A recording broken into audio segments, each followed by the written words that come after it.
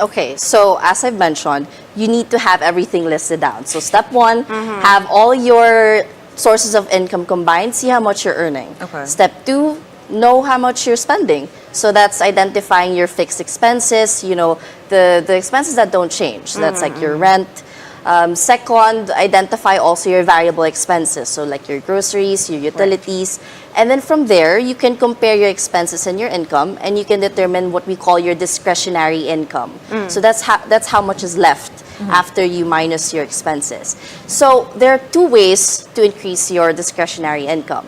It's either, number one, you cut your costs, or number two, you have to find ways to increase your income. I didn't realize this. Sorry, Antoinette. We actually have your advice here. Oh, so we're going to go there. through it together. Okay. All right. So you mentioned a while ago creating the budget tracking system that you mentioned. Right. Let us go through number one first. Setting realistic and achievable expectations and goals. Normally, what are the goals that you tell people like, okay, maybe this shouldn't be your goal, maybe this is more realistic? What determines realistic when creating a budget and a plan?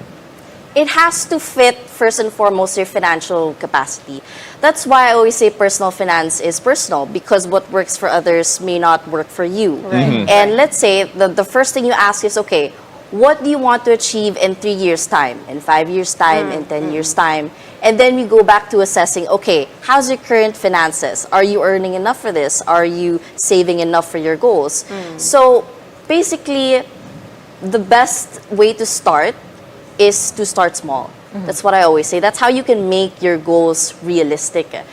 When you're able to start small, then you snowball into going closer and closer to hitting whatever it is you want to achieve in X amount of years.